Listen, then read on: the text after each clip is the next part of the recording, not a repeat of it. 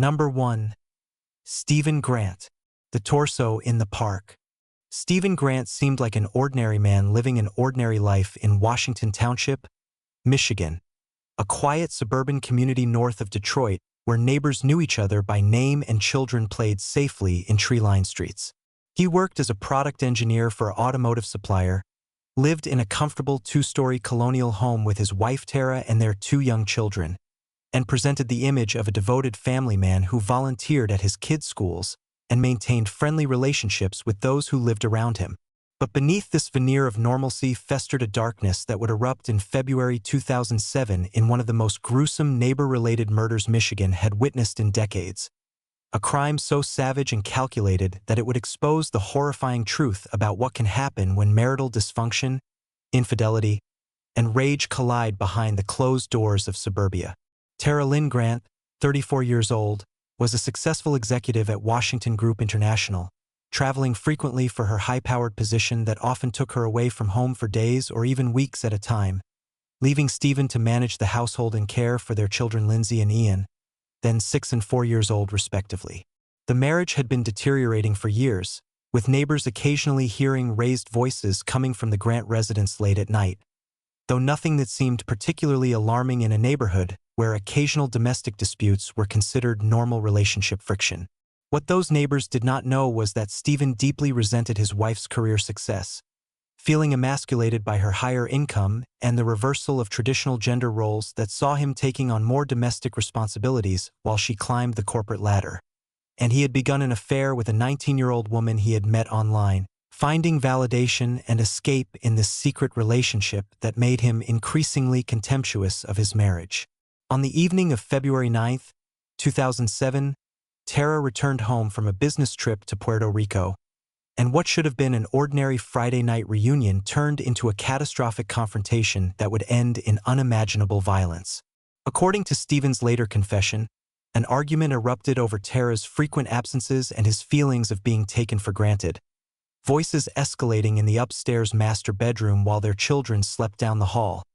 And when Tara allegedly told him she wanted a divorce and would seek custody of the children, something inside Stephen Grant snapped completely. He strangled his wife with his bare hands in their bedroom, watching the life drain from her eyes as she fought futilely against his superior strength. And when she finally stopped struggling, he was faced with the horrifying reality of what he had done and the monumental problem of disposing of her body. What followed was a descent into depravity that shocked even hardened homicide detectives. Rather than immediately calling police or attempting to claim the killing was accidental, Stephen made the calculated decision to dismember his wife's corpse to facilitate disposal, a process that would take hours and require a level of cold determination that belied any claim of passion or temporary insanity. He carried Tara's body down to the garage, placed it in the bed of his pickup truck, and drove to a storage facility they rented, where over the course of that terrible night he used a handsaw to methodically cut his wife's body into 14 separate pieces, wrapping each portion in plastic garbage bags with a clinical detachment that suggested complete dissociation from the horror of his actions. He placed Tara's torso in a Rubbermaid container and buried it in the snow behind their garage, scattered other body parts in various locations around their property, and disposed of her head in a location he would never reveal, ensuring that Tara would never receive a complete and dignified burial. For the next 5 days, Stephen Grant acted as though nothing had happened, caring for his children as normal, going about his daily routines with remarkable composure. And on February 14th, Valentine's Day, he reported his wife missing, telling the Macomb County Sheriff's Office that she had not returned from her business trip and he was worried something had happened to her. Detectives initially treated it as a standard missing persons case, interviewing Stephen multiple times as he spun an elaborate story about Tara's disappearance, expressing tearful concern for her safety while appearing before television cameras making emotional pleas for her return, even organizing a search party with neighbors who had no idea they were being manipulated by a killer. The neighbors of Westridge Drive rallied around Stephen during those terrible days, bringing meals for him and his children, offering support and assistance, genuinely believing he was a distraught husband desperately seeking his missing wife. And several later reported feeling physically sick when they learned the truth about what had transpired just yards from their own homes. The investigation took a dramatic turn on February 27th when a man walking his dog in Stony Creek Metropark, about 15 miles from the Grant home, discovered a human torso partially buried in the snow, the remains frozen and showing obvious signs of dismemberment. Forensic analysis quickly identified the remains as Tara Grant through fingerprints, and detectives immediately focused their full attention on Stephen, executing search warrants on the family home and the storage unit. When confronted with the discovery of his wife's torso,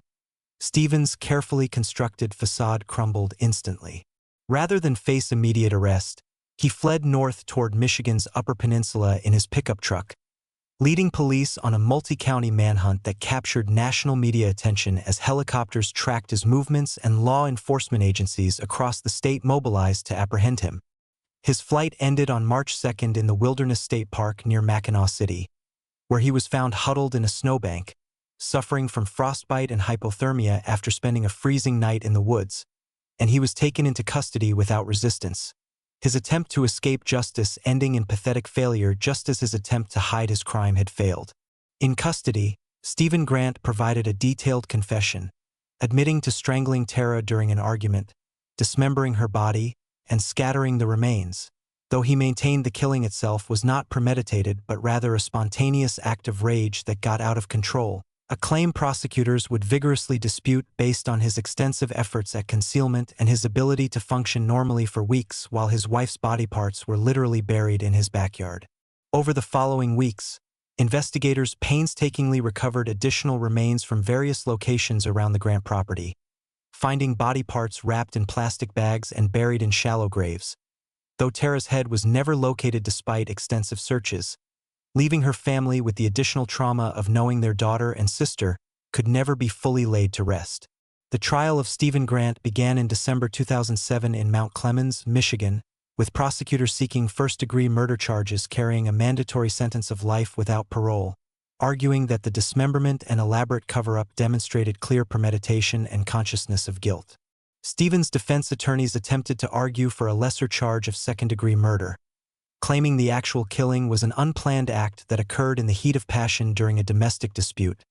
and they pointed to his confession and cooperation with authorities as evidence of remorse and acceptance of responsibility. The prosecution presented devastating evidence, including the forensic details of Tara's dismemberment, testimony from the medical examiner about the extensive effort required to saw through human bone and tissue, and evidence of Stephen's affair and his online searches for information about body decomposition conducted days before Tara's murder, suggesting a level of planning that contradicted his claims of spontaneous violence. Neighbors testified about the Grants' troubled marriage, describing arguments they had overheard and Stephen's occasional displays of temper, while Tara's colleagues painted a picture of a vibrant, successful woman who loved her children and was looking forward to upcoming business opportunities, making her loss even more tragic. Perhaps most damning was the testimony about Stephen's behavior in the days after the murder. His ability to sleep in the same house where his wife's remains were buried, to care for his children while knowing their mother was dead and dismembered just feet away, and to look grieving neighbors and police in the eye while lying about her disappearance, demonstrating a capacity for deception and emotional coldness that terrified those who had considered him a friend. The jury deliberated for 11 hours before returning a verdict of guilty on first-degree murder, rejecting the defense's argument about heat of passion and accepting the prosecution's case that Stephen Grant had committed a calculated, brutal murder followed by an equally calculated cover-up that involved the desecration of his wife's body. On December 21, 2007, Judge Diane Drzezinski sentenced Stephen Grant to life in prison without the possibility of parole, telling him that his actions represented a level of cruelty and callousness that demanded the maximum penalty allowed under Michigan law, and she expressed particular disgust at his dismemberment of Tara's body, calling it an act of ultimate disrespect that compounded the tragedy of her murder. Stephen Grant is currently incarcerated at the Bellamy Creek Correctional Facility in Ionia, Michigan, where he will spend the remainder of his life, never again walking free among the neighbors and community members he betrayed so completely. The case sent shockwaves through the quiet suburbs of Macomb County, shattering the illusion that such savage violence could not occur in their peaceful neighborhoods and forcing residents to confront the uncomfortable reality that they truly never know what darkness might lurk behind their neighbors' doors. Tara Grant's family established a memorial fund in her name to support her children's education and future, and they continue to advocate for domestic violence awareness, though they acknowledge that Tara's murder did not fit the typical pattern of escalating abuse but rather seemed to erupt from her husband's resentment and sense of inadequacy. The Grant children, who were mercifully young enough to have limited memories of the terrible events, were raised by Tara's family far from Michigan, given new opportunities to build lives free from the shadow of their father's horrific crime. The case remains one of Michigan's most disturbing domestic homicides, notable not just for the brutality of the murder itself, but for the shocking dismemberment that followed and the calculated deception Stephen Grant maintained while his wife's body parts remained hidden around their family home. It serves as a chilling reminder that neighbor killings are often the result of long-simmering resentments and hidden dysfunction in relationships that from the outside appear perfectly normal, and that the capacity for extreme violence can exist in people who seem utterly ordinary until the moment their carefully maintained masks slip and reveal the monsters beneath. Number 2. Clyde Reddix, the Vietnam veteran who brought war home to his neighbors. In the rolling hills of Carter County, Kentucky, a rural stretch of eastern Appalachia where neighbors are spread far apart by winding roads and dense woodland, where the quiet rhythms of country life are considered almost sacred,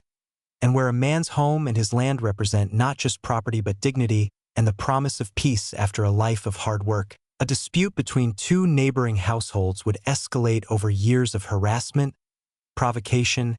and psychological torment until it exploded into a double murder that stunned an entire community and forced the nation to ask deeply uncomfortable questions about the intersection of military trauma, neighbor conflict, and the limits of human endurance under relentless provocation. Clyde Reddix, 60 years old at the time of the killings, was in almost every outward respect a man who had earned his right to a peaceful retirement. Born and raised in rural Kentucky, he had served his country as a decorated soldier during the Vietnam War, enduring combat experiences so searing and so traumatic that they left permanent psychological wounds that never fully healed, and he returned home from Southeast Asia carrying invisible scars that would shape the rest of his life in ways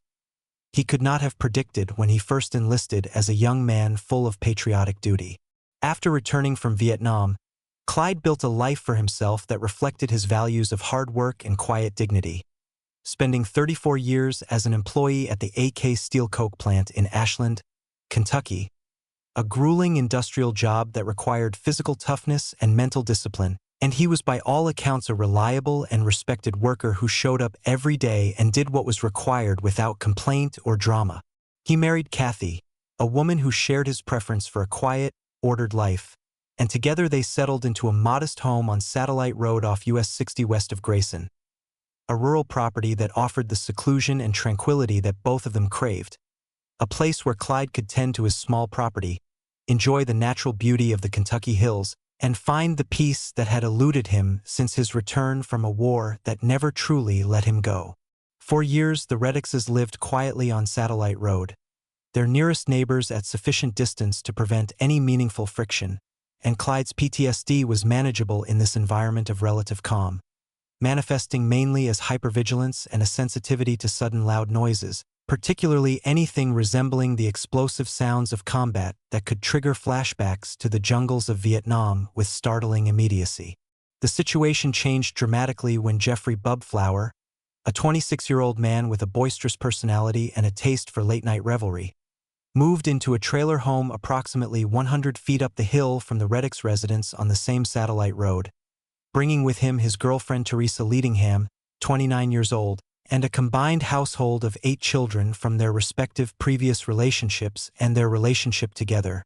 creating an instantly louder and more chaotic environment in the previously quiet rural setting. From the very beginning, the relationship between the Reddix household and the Flower Leadingham household was characterized by friction and incompatibility, with the older couple finding the noise and activity generated by a home full of children and young adults difficult to tolerate,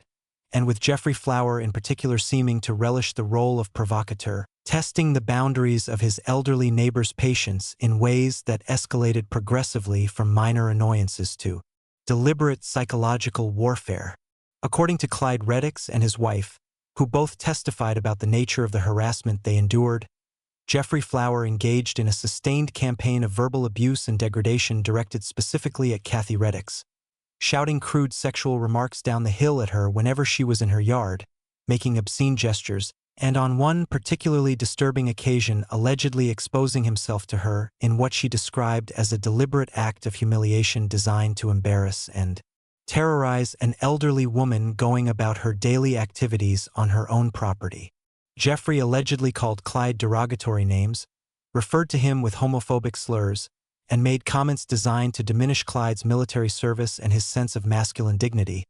attacks that struck at the very core of an identity that Clyde had built around his service record and his standing as a respected community member. The fireworks became perhaps the most psychologically damaging element of the conflict, as Jeffrey and Teresa allegedly developed the habit of setting off bottle rockets in the middle of the night, deliberately aiming them so the spent fireworks would land in the Reddix backyard, specifically targeting the above-ground pool and satellite dish where they knew they would cause damage and disruption, and the sudden explosive sounds in the darkness would send Clyde Reddix into combat. Flashbacks, his traumatized nervous system instantly transporting him back to Vietnam, where sounds like these meant people were dying and survival depended on immediate violent response. Kathy Reddix grew so distressed by the ongoing harassment that she underwent weight loss surgery during this period, a decision at least partially attributed to the cruelty of the neighbors who regularly mocked her weight and appearance, and the physical and psychological toll on both members of the elderly couple was measurable and severe. The Reddix attempted to resolve the situation through legitimate channels, calling the Carter County Sheriff's Office multiple times to report harassment, logging complaints about the noise violations, and seeking legal remedies through local authorities. But the responses they received were inadequate to actually stop the behavior, with Jeffrey Flower apparently undeterred by police warnings and seemingly emboldened by the perception that the legal system would not meaningfully protect the Reddix from his harassment. The tension between the households reached a breaking point in early July 2004 when Kathy Reddix, apparently pushed beyond endurance by one of the ongoing provocations, walked up the hill to where the Flower-Leadingham trailer stood and threw a cinder block through the windshield of their Chevrolet Suburban, an act of property destruction that finally crossed from passive suffering into active retaliation, and that Jeffrey Flower interpreted as an escalation that required a forceful response. Jeffrey allegedly made statements suggesting he was going to come down the hill and deal with the Reddix directly, threats that Clyde, a combat veteran whose PTSD had been inflamed by months of psychological torment, interpreted not as empty bravado but as a genuine declaration of coming violence against himself and his wife, the kind of immediate threat that in combat conditions would have justified preemptive action to protect one's comrades. On the morning of July 16, 2004, Clyde Reddix made a decision that would destroy whatever remained of the peaceful life he had been trying to protect. Armed with a 20-gauge shotgun, he walked the 100 feet from his home up the hill to the Flower-Leadingham trailer, and when he reached the structure he did not knock or announce himself but instead forced entry into the home, moving through its rooms with a soldier's purposeful efficiency. Jeffrey Flower, who was in a bedroom holding his youngest son in his arms when Reddix entered, had no opportunity to defend himself or flee before Clyde fired the shotgun through the bedroom door, the blast killing Jeffrey almost instantly even as he held his infant child, a sight of such horror that it shocked even investigators who had seen the worst human violence had to offer. Clyde then moved to the living room where Teresa Leadingham was present, and he shot her as well, killing her where she stood and leaving two young people dead in their own home while their children, some of whom were present during the attack, witnessed or heard the killing of their parents. Clyde Reddix left the scene and returned to his own home, where police found him when they responded to the scene minutes later, and he made no attempt to flee or deny responsibility for what he had done, apparently believing that he had been defending himself against a threat that justified his use of deadly force. The scene inside the Flower-Leadingham trailer was devastating, with first responders finding the two victims shot at close range in separate rooms of their home. The infant who had been in Jeffrey's arms at the time of the shooting miraculously unharmed physically, though the psychological impact on the children who witnessed or survived the attack would prove lasting and severe. Carter County authorities and Kentucky State Police investigated the double killing, and Detective Robert Garnes, who became the lead investigator on the case, made clear from the outset that regardless of what provocation may have occurred, nothing justified a 60-year-old man walking into his neighbor's home and shooting 2 people to death, and he vigorously pursued the strongest possible charges against Clyde Reddix. Clyde was charged with 2 counts of capital murder, offenses that in Kentucky carry the possibility of the death penalty, as well as first-degree burglary for forcing entry into the Flower Leadingham home, and multiple counts of first-degree wanton endangerment for the risk he had created to the children present in the trailer during the shooting. Kathy Reddix was charged separately with conspiracy to capital murder and first-degree burglary, with prosecutors arguing that her cinder block attack on the Flower Leadingham vehicle represented her participation in an escalating campaign of violence that culminated in the murders. The prospect of facing the death penalty at age 60, combined with the strength of the evidence against him, led Clyde's legal team to pursue a plea agreement that would spare him from execution while allowing him to acknowledge his mental illness and the extraordinary circumstances that had contributed to his actions. In July 2006, after 4 days of trial proceedings had begun, Clyde Reddix entered a guilty plea to 2 counts of first-degree manslaughter under what Kentucky law terms the guilty but mentally ill standard, acknowledging that he had killed both victims while simultaneously asserting that his mental illness, specifically his Vietnam-era PTSD, had caused him to act under extreme emotional disturbance in a way that was qualitatively different from the cold calculation of first-degree murder. His attorney, Bill Johnson of Frankfort, argued passionately that Clyde's decades of untreated combat trauma had been systematically exploited and inflamed by neighbors whose harassment was deliberately designed to provoke exactly the kind of violent response that had occurred, though he acknowledged that this context could mitigate but not excuse the taking of 2 human lives. Clyde Reddix's pastor and brother-in-law Clell Lucas testified about the unbearable nature of the harassment the couple had endured, asking the court rhetorically whether any of them had ever experienced a truly bad neighbor and suggesting that the Reddix had been pushed and pushed and pushed until a breaking point was reached, framing the killings as a tragedy emerging from a situation that multiple parties and institutions had failed to address before it became lethal. The families of Jeffrey Flower and Teresa Leadingham were devastated not just by the loss of their loved ones, but by what they experienced as an attempt to shift responsibility for the killings onto the victims, arguing that no amount of harassment or provocation justified murder and that Jeffrey and Teresa deserved justice regardless of how they had behaved toward their neighbors. Jim Flower, the grandfather of one of the victims, delivered a powerful statement at sentencing holding photographs of his murdered grandson, and speaking about the 8 children who had been left without parents by Reddix's actions, and he expressed outrage at any suggestion that Jeffrey's alleged behavior had justified or provoked his killing, stating that he found it insulting that military service was being used as a justification for murdering people in their own home. The sentencing judge imposed 35 years in total prison time, including 18 years for each of the 2 manslaughter convictions running concurrently, 10 years for the burglary charge, and 7 years for the wanton endangerment counts running consecutively, a sentence that his attorneys acknowledged was heavy for a man his age but which avoided the death penalty that had loomed over the proceedings. Kathy Reddix, as part of her own separate plea agreement, pleaded guilty to the reduced charge of hindering prosecution in July 2006, acknowledging her role in attempting to obstruct the investigation, and she received a sentence of 1 year of home confinement, a remarkably lenient outcome that reflected the court's recognition that while she bore some responsibility for the escalation of the conflict, she had not been the one to pull the trigger. The case attracted significant national attention when it was featured on Investigation Discovery's Fear Thy Neighbor series, with the episode titled A Killer View, examining the dynamics of the conflict from multiple perspectives and raising difficult questions about how law enforcement and community systems should respond to ongoing neighbor disputes before they escalate to violence. Detective Garnes, speaking about the case publicly after its conclusion, maintained that while the harassment the Reddix endured appeared genuine and disturbing, post-traumatic stress is not a justification for murder, and he expressed concern about cases where legitimate suffering is used to rationalize violence against people who, whatever their behavior, did not deserve to be shot to death in their own home. Clyde Reddix died of cancer in 2012 after serving approximately 6 years of his sentence, never having completed more than a fraction of the 35 years to which he had been sentenced,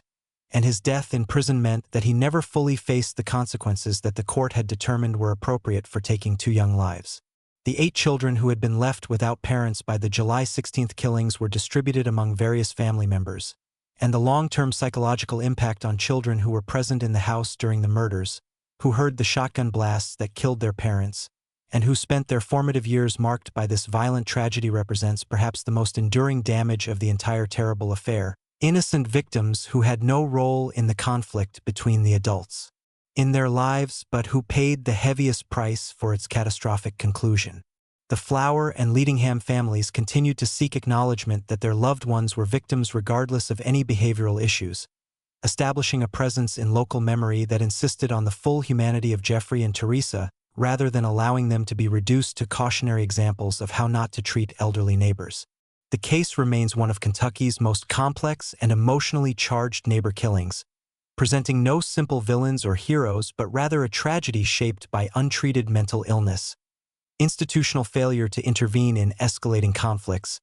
the particular psychological vulnerabilities of combat veterans, and the devastating consequences that occur when people who live in close proximity to one another allow conflict and resentment to grow unchecked until violence becomes inevitable, and it stands as a permanent reminder that neighbor disputes, however they begin, must be addressed before they reach the point of no return. Number 3. Vincent Choi Chung, the obsessed neighbor who wrote goodbye. In the sun-drenched, manicured world of Irvine, California, one of the safest and most meticulously planned cities in all of America, a place where master-planned communities and perfectly maintained golf courses created an illusion of permanent suburban peace, and where violent crime was so rare that residents routinely left their doors unlocked and let their children play outside without fear, a double murder of such savage and intimate brutality would shatter that illusion completely in the summer of 1999, exposing the terrifying darkness that can fester behind the quiet facade of even the most pristine American neighborhood, when obsession,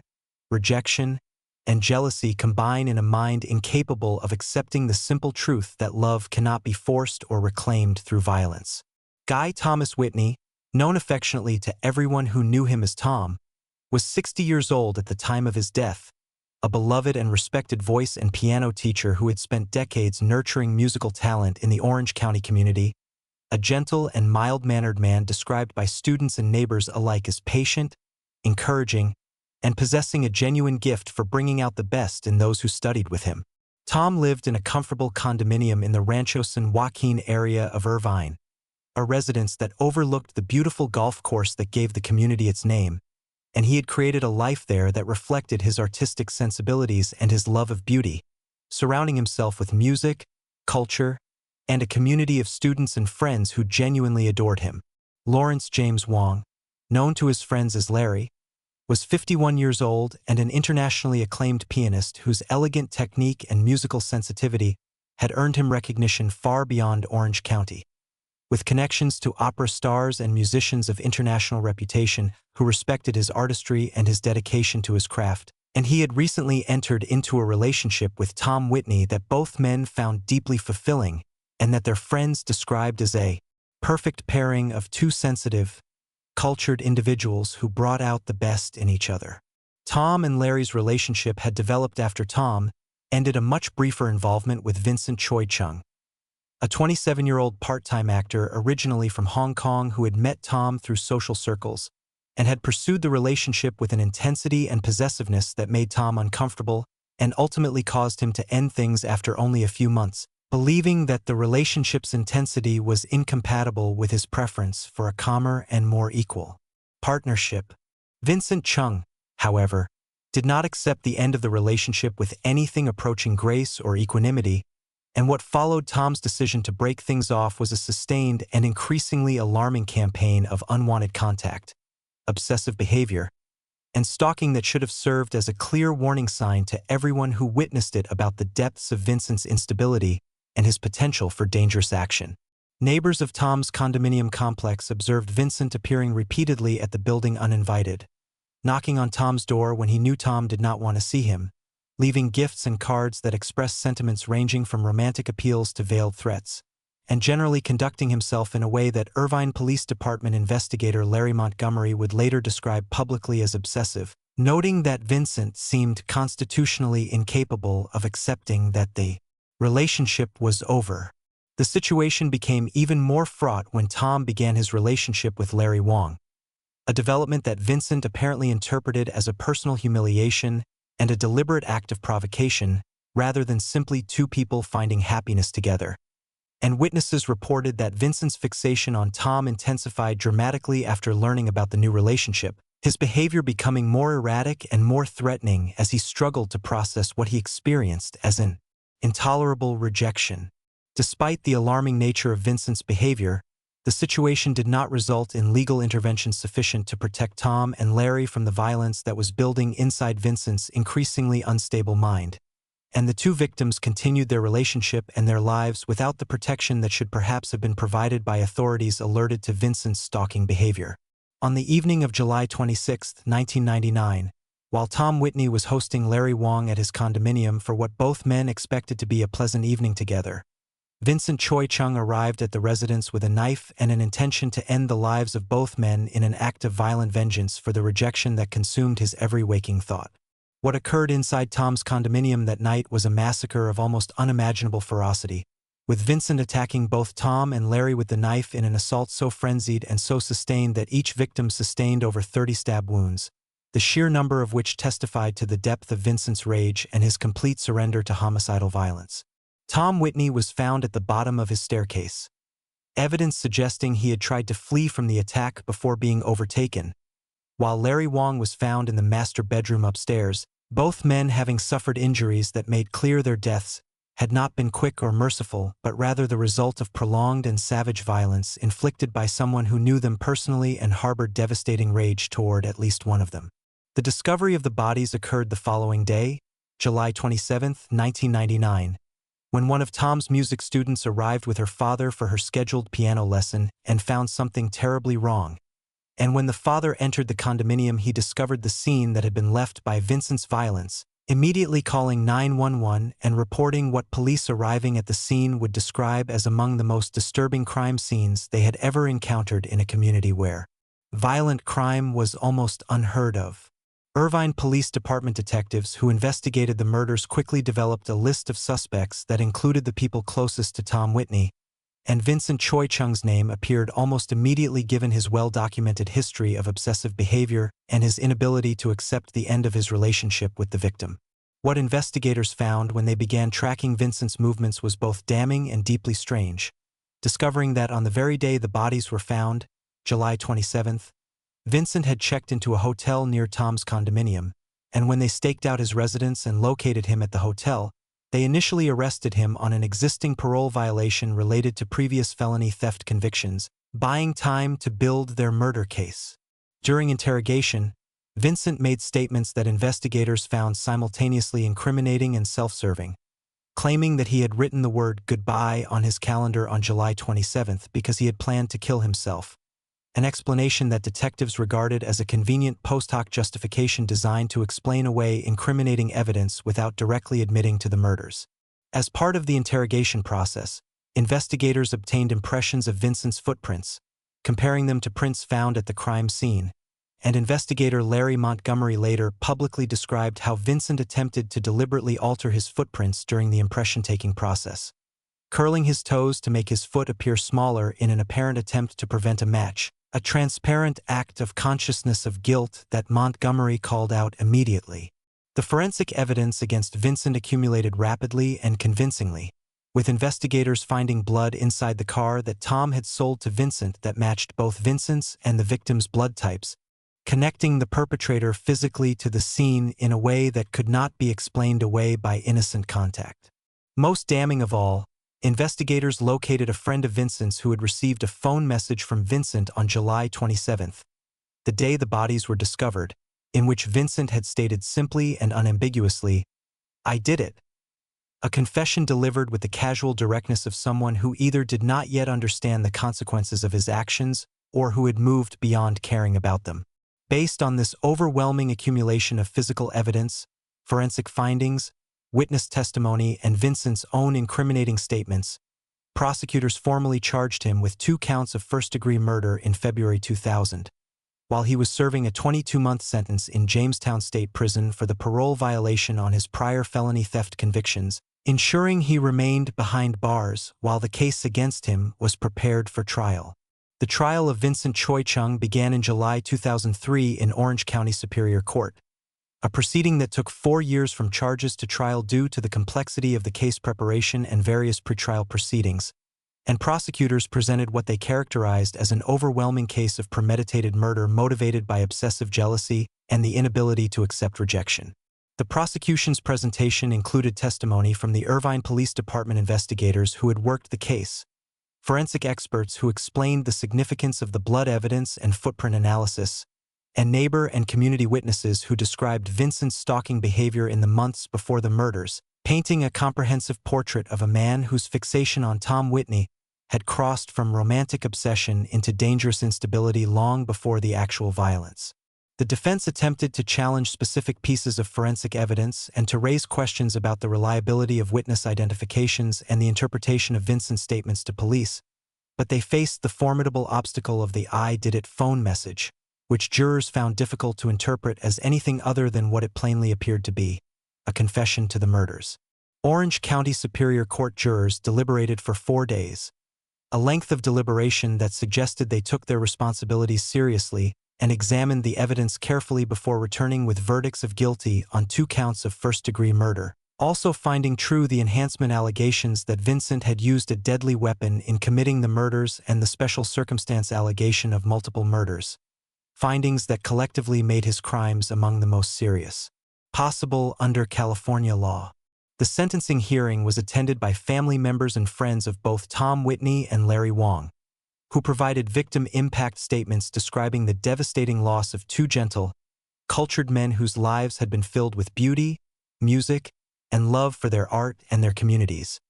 and who expressed grief not just at the loss itself but at the manner in which Tom and Larry had died, subjected to prolonged violent attack by someone who had claimed to love one of them. Judge Everett Dickey sentenced Vincent Choi Chung to life in prison without the possibility of parole for the murder of Tom Whitney,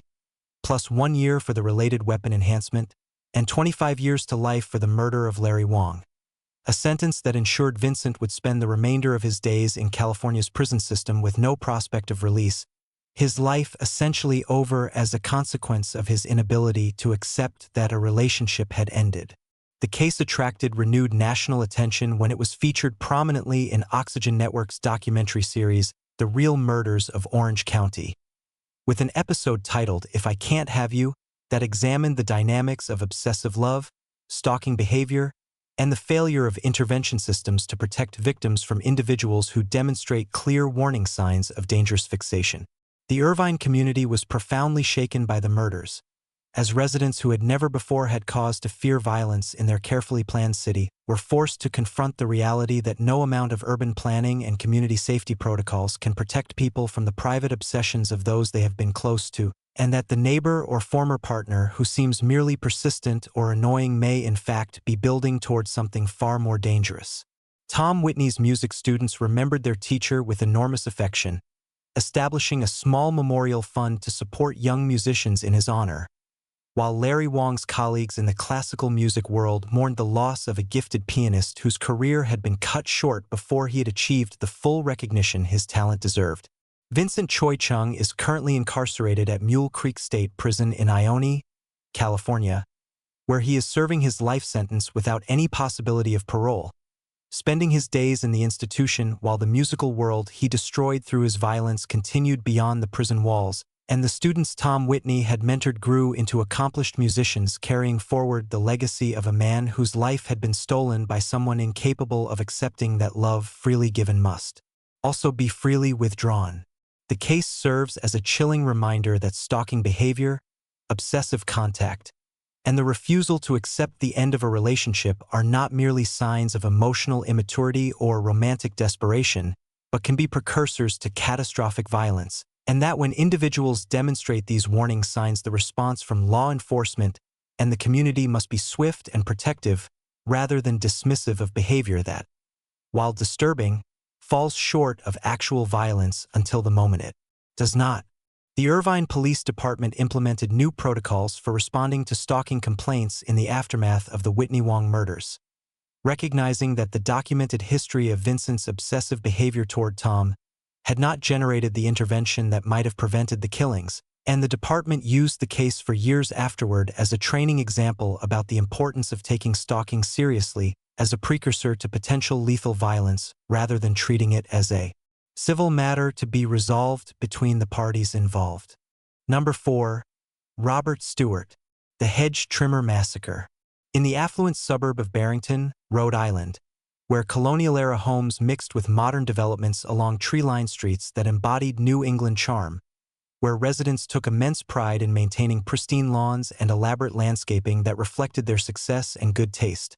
where neighborhood associations enforced strict codes about property appearance, and even the height of mailboxes was regulated, a dispute over landscaping practices would spiral into one of the most shocking acts of violence the state had witnessed in the 21st century,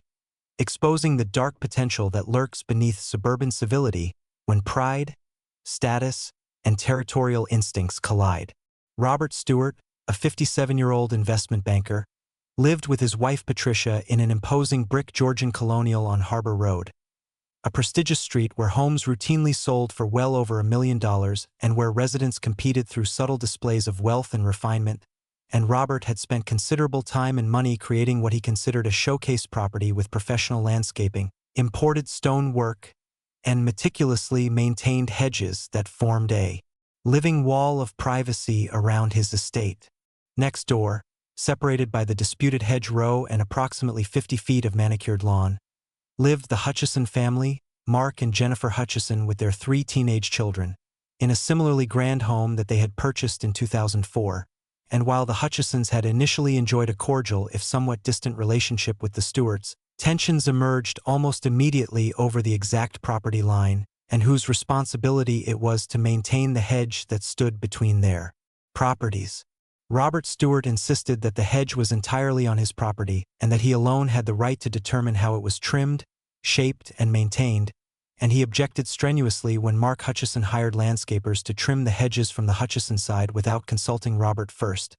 claiming that the trimming had been uneven and had ruined the aesthetic he had spent years cultivating. Mark Hutchison countered that the survey he had commissioned showed the hedge was actually planted directly on the property line, making it a shared boundary feature that both parties had equal rights to maintain,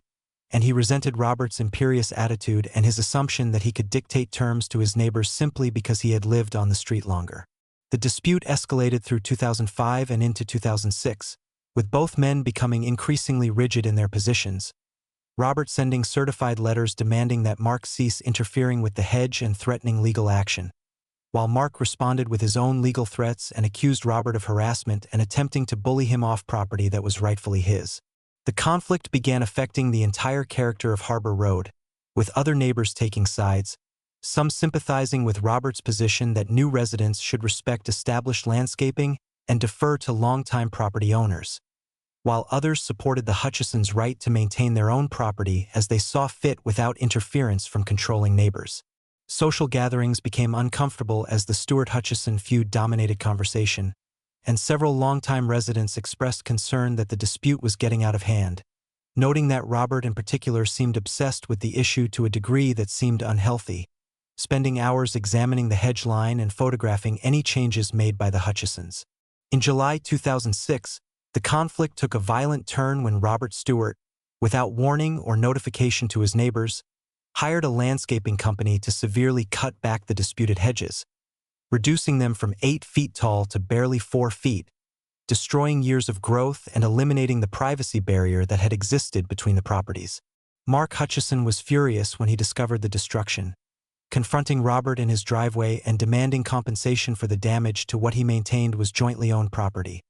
And the confrontation escalated to shouting and nearly came to blows before Patricia Stewart intervened and convinced her husband to go inside. Mark Hutchison filed a police report alleging property destruction and obtained a restraining order against Robert Stewart, which only inflamed Robert's rage and sense of persecution,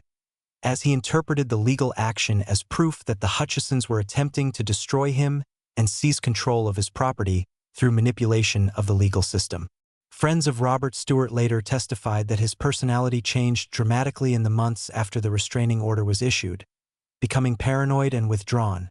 convinced that Mark Hutchison was orchestrating a conspiracy against him that involved other neighbors, town officials, and even law enforcement, and he began stockpiling weapons and ammunition, ostensibly for self-defense, but in retrospect clearly preparing for an offensive action. On the morning of September 3, 2006, Labor Day Sunday, when most of Harbor Road was quiet and families were enjoying the last weekend of summer,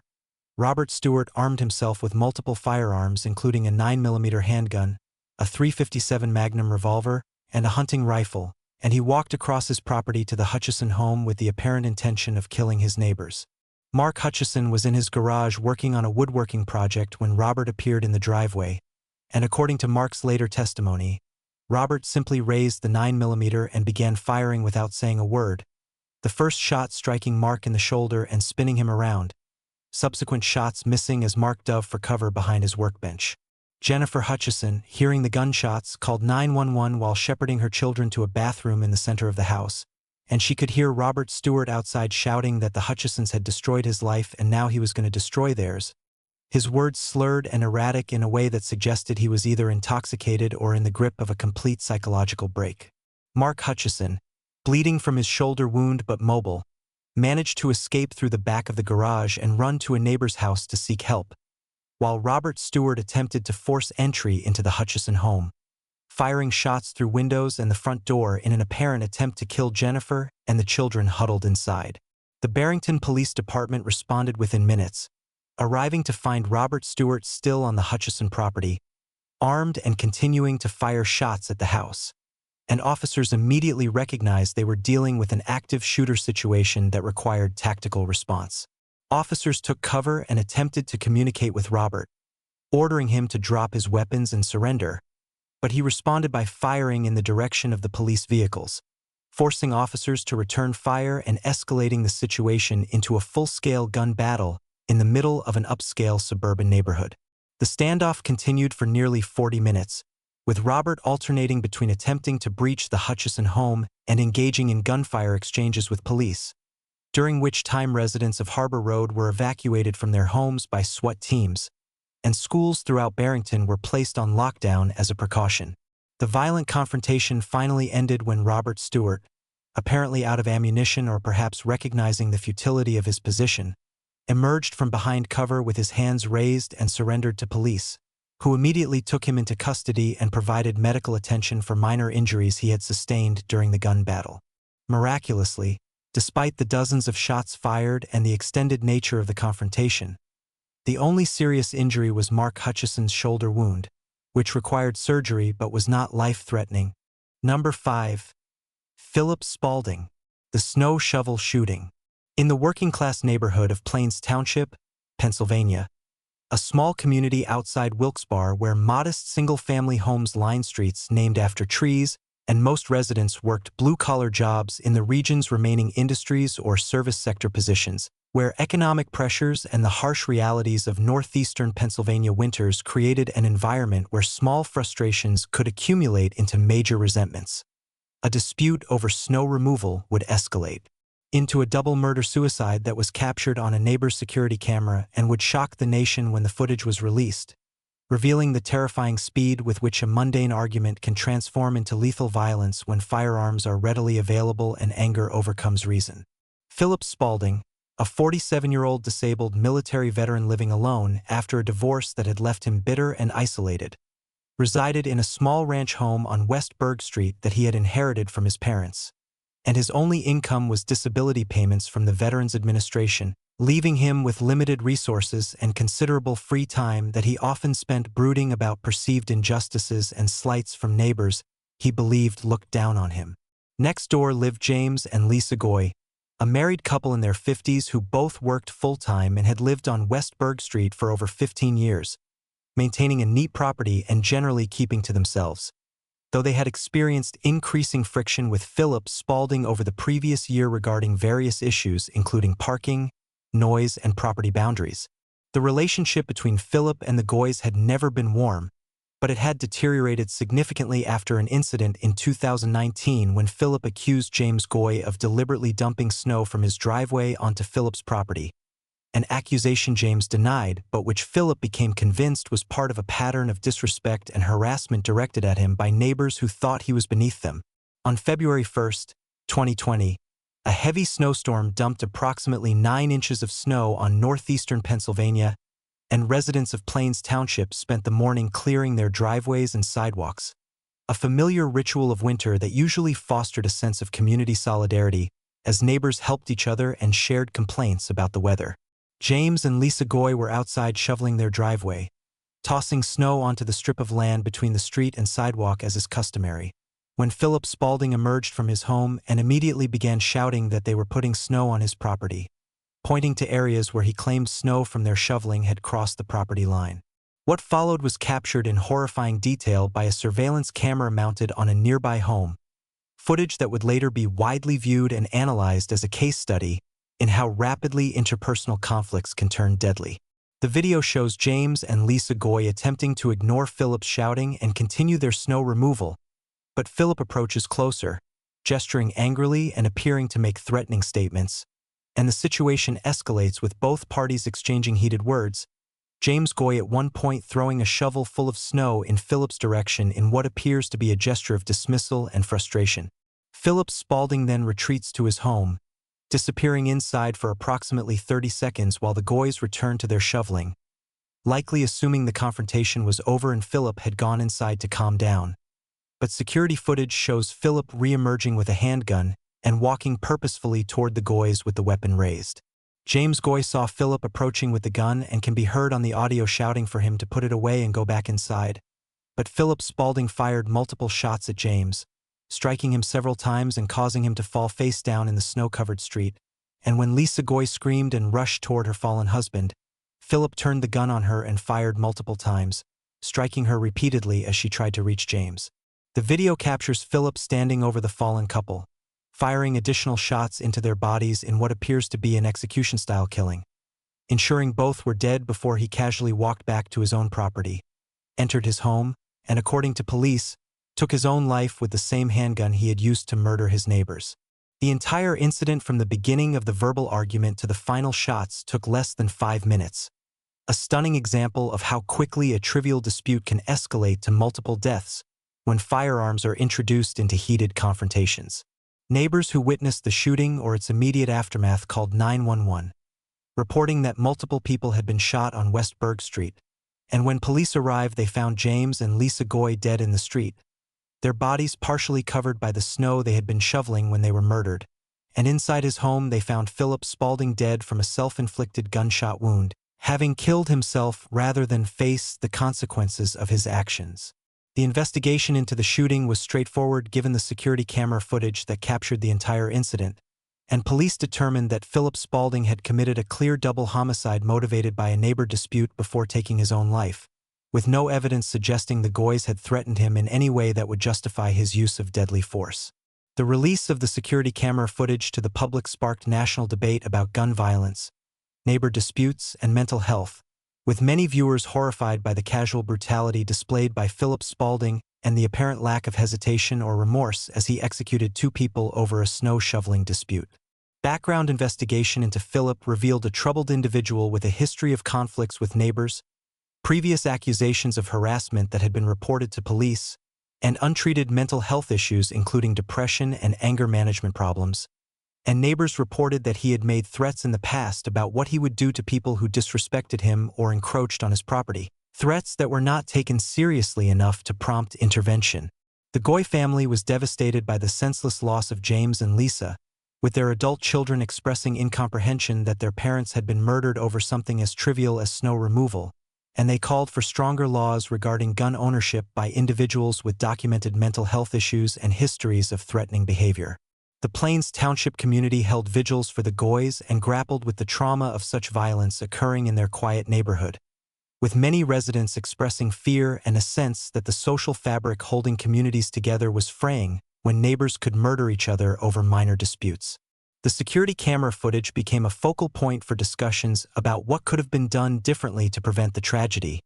with some arguing that earlier police intervention in the ongoing dispute between Philip and the Goys might have prevented the escalation, while others pointed to systemic failures in mental health treatment and veteran support services that left troubled individuals like Philip isolated and untreated. The case highlighted the particular dangers of neighbor disputes in areas where gun ownership is common and where individuals may have ready access to firearms during moments of rage, and it prompted some municipalities to implement new protocols for responding to complaints about ongoing neighbor conflicts with the goal of providing mediation or intervention before situations escalate to violence. The home where Philip Spaulding lived stood vacant for months after the murder-suicide,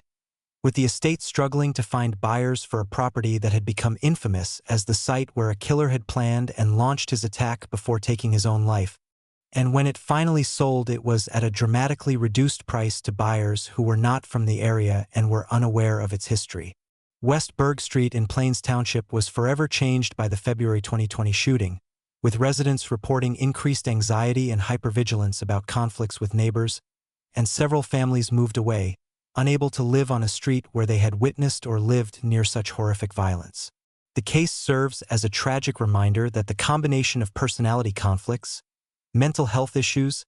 easy access to firearms, and failure of community intervention systems can create situations where trivial disputes over snow removal or property lines escalate to murder, and it underscores the importance of taking seriously warning signs that someone is becoming dangerously fixated on conflicts with neighbors before that fixation turns into violent action. The Goy children have become advocates for both gun safety legislation and improved mental health services for veterans,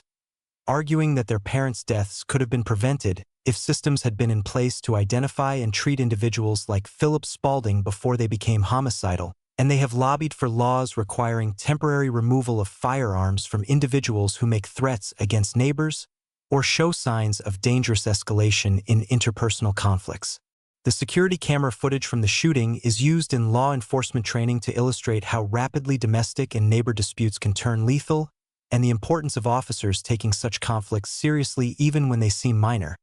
And it has been shown in community violence prevention programs as a stark warning about the dangers of allowing anger to overcome reason in disputes with neighbors. The February 2020 Plains Township double murder-suicide remains one of the most disturbing examples of neighbor violence captured on video,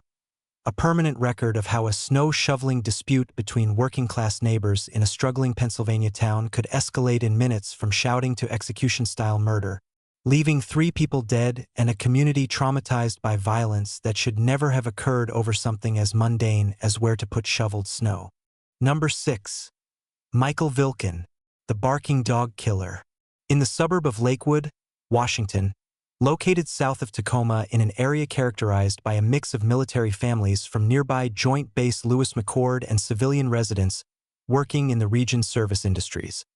where neighborhoods were tightly packed with modest homes on small lots that placed neighbors in close proximity to one another's daily lives and routines. A dispute over a barking dog would escalate over 3 years into a murder that revealed the toxic combination of noise, complaints, personality conflicts, and the failure of community systems to resolve disputes before they reach a lethal breaking point. Michael Vilken, a 39-year-old warehouse supervisor, lived in a small 3-bedroom house on Bridgeport Way with his wife and 2 young children, and he prided himself on maintaining order in his life and his home,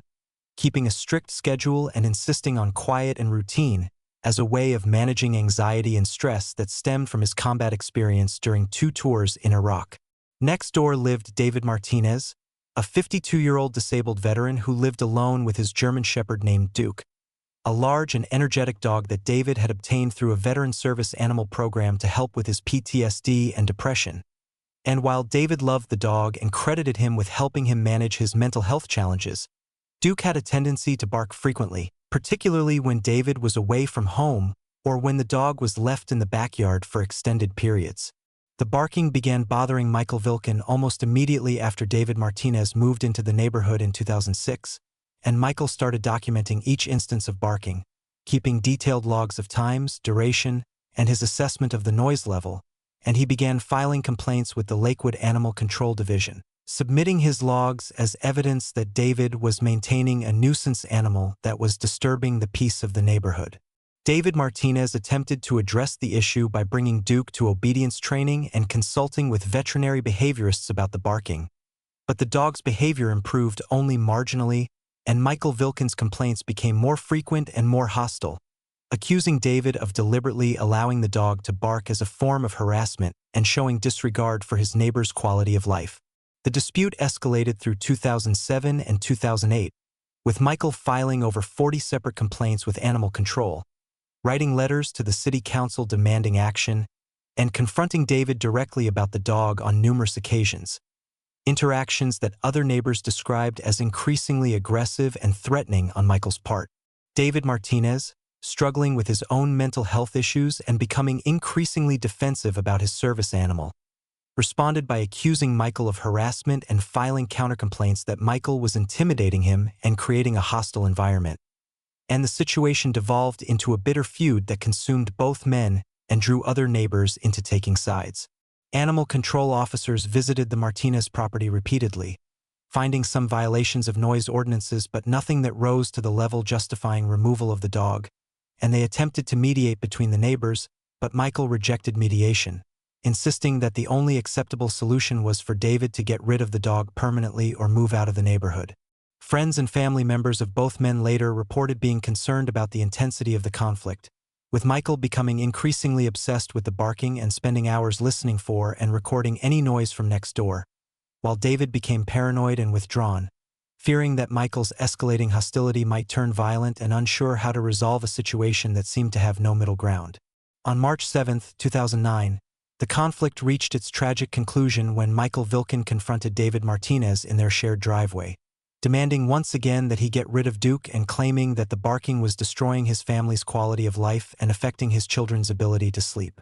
According to witness testimony from neighbors who observed portions of the confrontation, the argument escalated quickly, with both men shouting and gesturing angrily,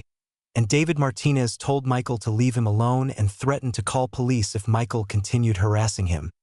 a response that apparently enraged Michael beyond his ability to control. Michael Vilken returned to his home, retrieved a 9mm handgun from a lockbox in his bedroom, and returned to the driveway where David Martinez was now attempting to go back into his own house to escape the confrontation, and Michael shot David 3 times in the back as he was walking away,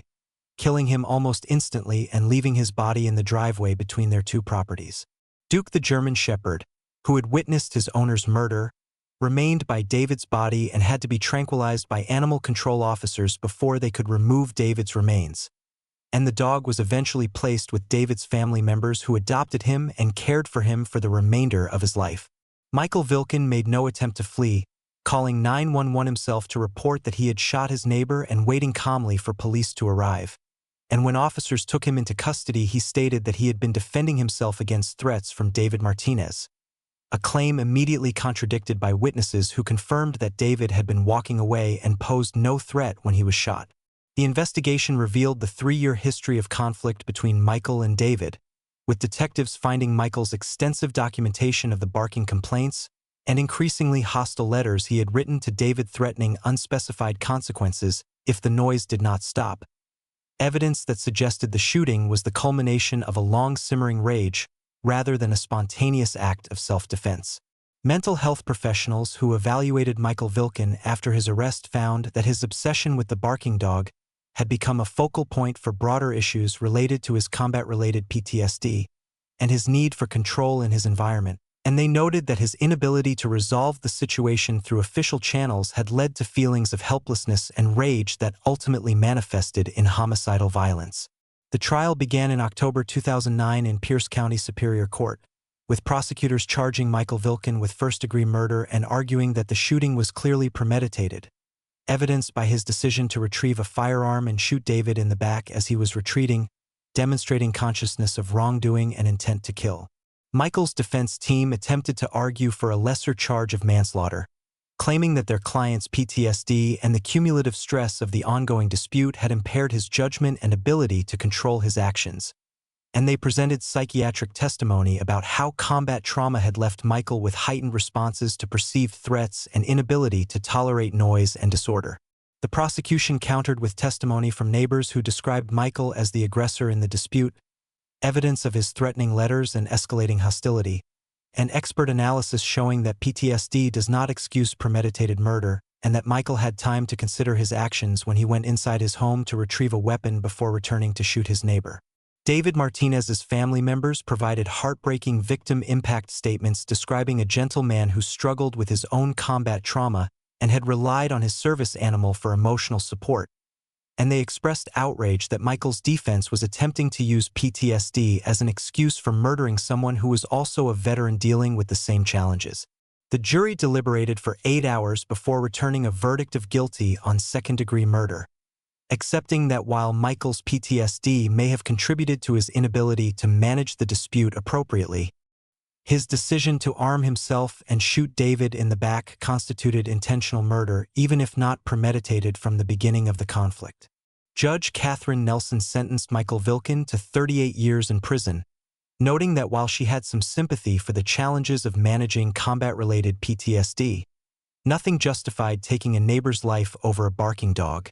and she hoped the sentence would send a message that veteran status and mental health struggles do not excuse homicide. Michael Vilken is currently incarcerated at the Washington State Penitentiary in Walla Walla,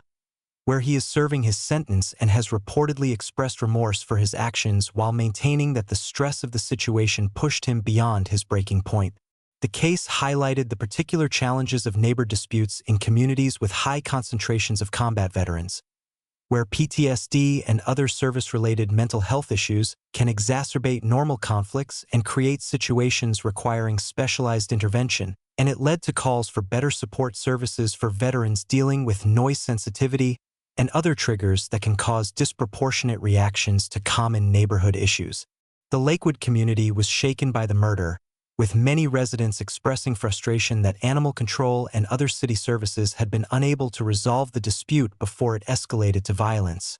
And there were calls for improved mediation services and mental health resources for neighbors in conflict. David Martinez's family established a foundation in his name to provide service dogs to veterans and to fund research into the therapeutic benefits of animal companionship for combat trauma. And they have advocated for laws protecting the rights of veterans to maintain service animals even in the face of neighbor complaints. The home where David was killed changed hands twice in the years following the murder, with each sale occurring at below-market prices due to the property's association with the crime, and neighbors on Bridgeport Way reported lasting anxiety about conflicts with neighbors and heightened awareness that seemingly minor disputes can escalate to tragedy if not properly addressed. The case is frequently referenced in discussions about the intersection of mental health, veteran issues, and community conflict resolution, serving as a sobering example of how failures in support systems and dispute resolution can allow conflicts to escalate until violence becomes inevitable, and how the person next door struggling with their own demons may respond to provocations in ways that are disproportionate and deadly. Number 7. James Davis. The Christmas Lights Massacre. In the affluent community of Covina, California,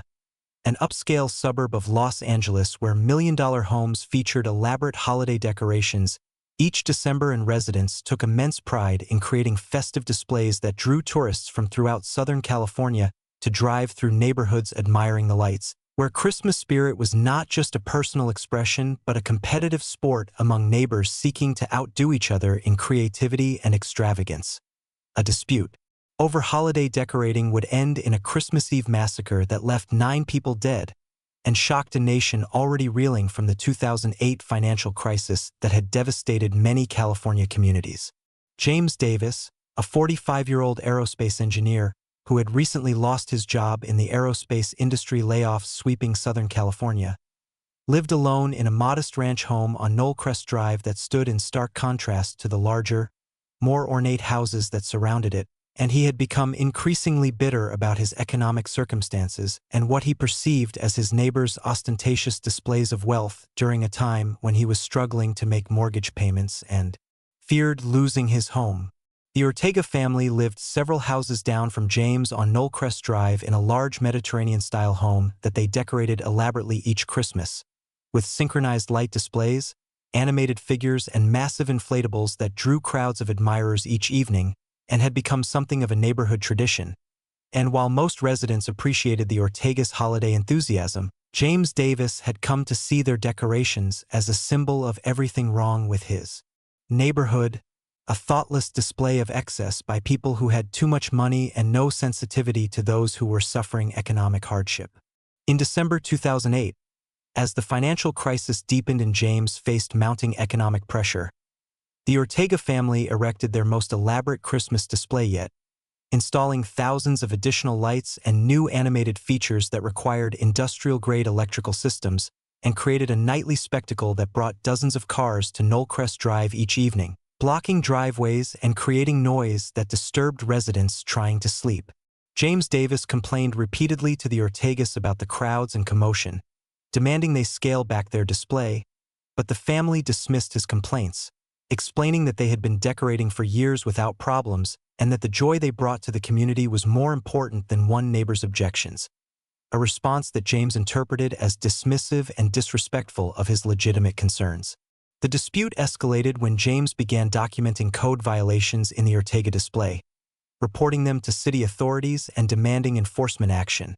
And while city inspectors found some minor electrical code issues that the Ortegas corrected, they determined that the display was generally compliant with regulations and refused to order its removal, leaving James feeling that the system was rigged in favor of wealthy residents who could do whatever they wanted regardless of how it affected their neighbors. Friends and family members of James Davis later reported that his mental state deteriorated significantly in the weeks before Christmas 2008. As his unemployment benefits were running out,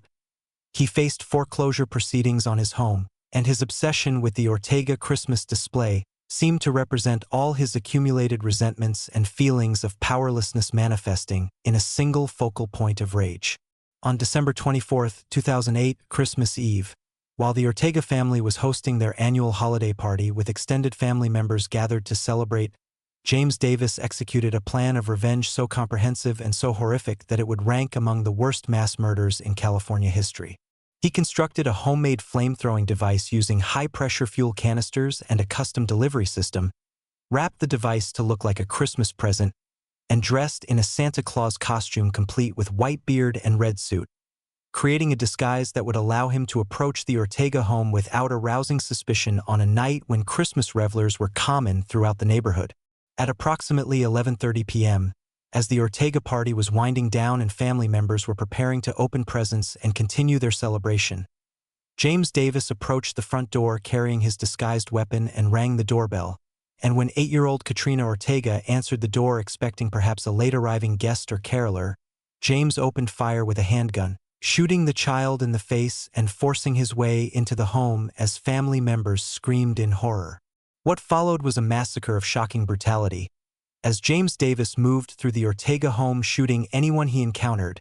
killing Katrina's parents Sylvia and Joseph Ortega, her brothers Frederick age 17 and Charles age 14, and extended family members including Sylvia's parents Alicia and Joseph Ortiz who were in their 80s, Sylvia's sister Teresa Ortega who was 9 months pregnant, and Teresa's husband James Ortega and their 17-year-old son Matthew. 9 people, total ranging in age from 8 to 82. Shot at close range in a rampage that took less than 10 minutes. After the shooting, James Davis activated his homemade flamethrower device, spraying accelerant throughout the first floor of the Ortega home and igniting it, creating an intense fire that consumed the structure and was intended to destroy evidence and prevent any survivors from escaping. Though 3 people who had been in the rear of the house during the initial shooting managed to flee through a back door before the flames blocked their escape, James Davis calmly walked away from the burning Ortega home still dressed in his Santa costume, got into his car parked several blocks away, and drove to his brother's home in the nearby community of Sylmar, where according to his brother's later testimony, he arrived around 1 a.m. on Christmas morning, changed out of the Santa suit into regular clothes, and shot himself in the head with the same handgun he had used to murder 9 people, leaving a suicide note that blamed the Ortegas and society in general for his financial problems and expressed no remorse for his actions. The Covina Fire Department responded to reports of the fire at the Ortega home, finding the structure fully engulfed and discovering the bodies of the 9 victims as they fought the blaze. And the crime scene was so horrific that even veteran firefighters and homicide detectives were traumatized by what they encountered.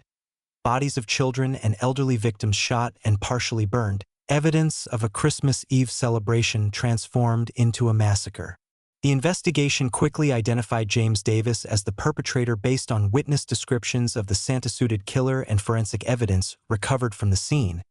And when police went to his home on Knollcrest Drive, they found it empty,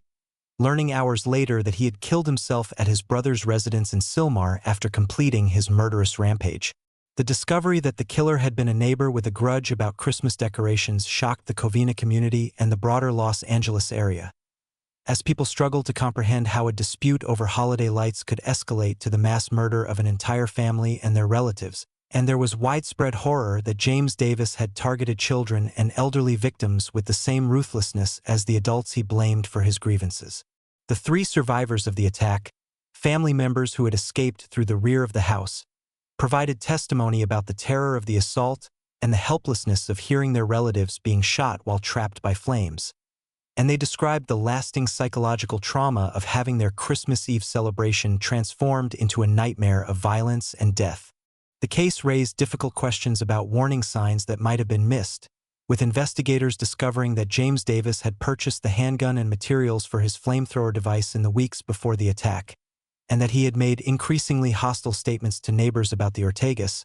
but nothing that clearly indicated he was planning mass murder. Mental health professionals analyzing the case after the fact identified James Davis as an example of someone whose personal failures and economic stress combined with personality factors created what they termed a grievance collector, who fixated on perceived injustices and ultimately channeled all his rage into a single catastrophic act of violence that allowed him to punish those he blamed while achieving a sense of power through destruction. The Covina Christmas Eve massacre led to increased awareness about the potential for neighbor disputes to escalate to extreme violence, and it prompted some communities to reconsider whether elaborate holiday displays that create crowds and disruption are worth the potential for conflict with neighbors who may not appreciate the commotion. The site where the Ortega home stood was eventually cleared and sold, though it remained vacant for years as potential buyers were deterred by the property's association with mass murder. And when development finally occurred, the new owners built a completely different structure and worked to eliminate any physical reminder of the tragedy that had occurred there. The Covina community holds an annual memorial service on December 24th to honor the 9 victims of the Christmas Eve massacre, and the city has implemented new protocols for responding to neighbor disputes and identifying residents who may be experiencing mental health crises that could escalate to violence. The case remains one of the worst mass murders in Los Angeles County history and serves as a chilling reminder that the holiday season, despite its associations with peace and goodwill, can be a time of heightened stress and conflict that in rare cases can trigger catastrophic violence when combined with mental instability, economic desperation, and easy access to weapons. The Davis family members who survived him have expressed profound remorse and sympathy for the Ortega family, acknowledging that nothing can excuse or explain James Davis's actions and that they share in the community's grief over the senseless loss of 9 innocent lives on a night that should have been filled with joy and celebration rather than terror and death. Number 8. Donald Pierce, the property line execution. In rural Oklahoma, where land ownership carries deep cultural and personal significance, and where disputes over boundaries and water rights have historically been settled through a combination of informal negotiation and, when necessary, legal action, the relationship between neighbors often involves an understanding of mutual respect for property and a recognition that in isolated areas where the nearest town might be 20 miles away, maintaining civil relationships with those who live nearby is not just courtesy but practical necessity. Donald Pierce, a 68-year-old retired oil field worker, owned 200 acres of scrubland and pasture outside the town of Lexington in Cleveland County, land that had been in his family for 3 generations and represented not just financial assets but family heritage and identity, and he had spent his retirement years managing a small cattle operation and maintaining the property with the same meticulous attention he had brought to his career in the oil fields. In 2003, the property adjacent to Donald's land was purchased by Travis Morton, a 35-year-old businessman from Oklahoma City who planned to use the land for recreational purposes and eventually build a retirement home. And while Travis had no agricultural background and little understanding of rural customs and expectations, He approached his new property ownership with enthusiasm and plans for development that would soon bring him into conflict with his neighboring landowner. The dispute between Donald Pierce and Travis Morton began in 2004, when Travis commissioned a survey of his property that showed the fence line between his land and Donald's was off by approximately 50 feet, meaning that Donald had been grazing cattle and maintaining fences on land that technically belonged to Travis according to the new survey. Travis demanded that Donald remove his cattle from the disputed strip and rebuild the fence along the correct property line, a demand that Donald rejected, arguing that the fence had been in place for over 60 years and that under Oklahoma adverse possession law, he had acquired legal rights to the land through long-term use and maintenance. The conflict escalated as Travis took legal action to enforce his property rights, filing suit in Cleveland County District Court to compel Donald to remove his improvements from the disputed land and to pay damages for years of unauthorized use, while Donald countersued claiming adverse possession and arguing that Travis's survey was inaccurate and that the original fence line represented the true boundary that had been recognized by previous landowners for generations. The legal battle dragged on through 2005 and into 2006, consuming significant financial resources on both sides and creating increasingly bitter animosity between the two men, with each viewing the other as an unreasonable aggressor attempting to steal land or deny legitimate property rights. During the legal proceedings, the relationship between Donald and Travis deteriorated completely, with both men filing police reports about harassment and intimidation, Donald claiming that Travis had driven vehicles onto his land and damaged fences, while Travis accused Donald of making threats about what happened to people who tried to steal Oklahoma land from families who had worked it for generations. Other neighbors in the area tried to mediate the dispute, encouraging both men to find a compromise that would allow them to coexist peacefully. But Donald refused any solution that required him to give up land he considered rightfully his through decades of use and family history, while Travis insisted on his absolute legal property rights based on the survey and refused to concede any land to someone he viewed as essentially a squatter. On July 9, 2006, the property dispute reached its deadly conclusion when Travis Morton, accompanied by a fence contractor he had hired to construct a new fence along what he claimed was the correct property line, arrived on the disputed land with equipment and materials to begin work. Donald Pierce, who had been watching for any attempt by Travis to enforce his claims to the disputed strip, confronted Travis and the contractor as they began surveying the fence line, and according to the contractor's testimony, Donald was carrying a rifle and ordered them to leave immediately, claiming they were trespassing on his land and had no right to be there. Travis Morton, apparently believing that Donald was bluffing and would not actually use the rifle, refused to leave and told his contractor to continue with the survey work, an act of defiance that Donald Pierce interpreted as the ultimate disrespect and violation of his property rights. Without further warning, Donald raised his rifle and fired a single shot that struck Travis Morton in the chest, killing him almost instantly, and when the contractor began running toward his truck, Donald fired a second shot that missed, allowing the contractor to escape and drive to the nearest phone to call police. Donald Pierce made no attempt to flee, remaining at the scene with his rifle and waiting for law enforcement to arrive, and when Cleveland County Sheriff's deputies approached, he laid down his weapon and surrendered without resistance, telling officers that he had shot a trespasser who refused to leave his land and that he had been within his rights to defend his property. The investigation quickly established that regardless of the legal status of the property dispute, Donald Pierce had no justification for using deadly force against Travis Morton, who had been unarmed and had posed no physical threat, and Donald was arrested and charged with first-degree murder. The case attracted significant attention in rural Oklahoma, where property rights are taken seriously and where there was some sympathy for Donald's position that he was defending land his family had worked for generations. But there was also widespread recognition that shooting an unarmed man over a property line dispute was murder regardless of the underlying merits of the land conflict. The trial began in March 2007, with prosecutors presenting straightforward evidence that Donald Pierce had intentionally killed Travis Morton with premeditation, having armed himself and waited for Travis to arrive on the disputed property,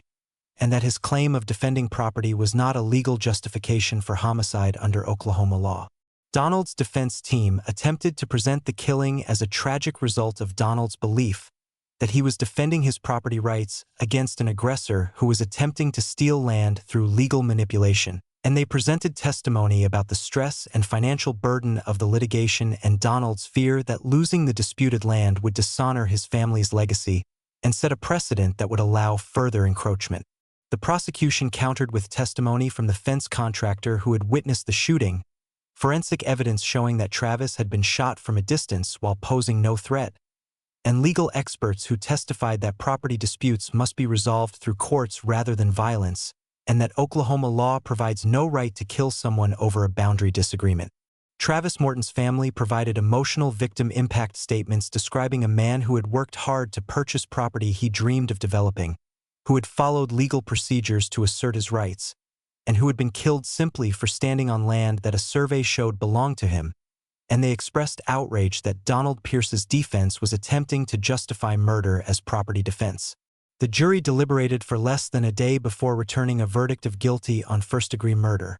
rejecting the defense's argument about property rights and accepting the prosecution's position that Donald Pierce had committed premeditated murder when he armed himself and waited for an opportunity to shoot his neighbor. Judge Michael Tupper sentenced Donald Pierce to life in prison without the possibility of parole,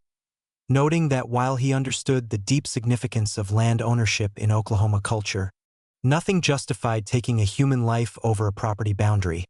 and he hoped the sentence would send a clear message that disputes must be resolved through legal channels rather than violence. Donald Pierce is currently incarcerated at the Oklahoma State Penitentiary in McAlester,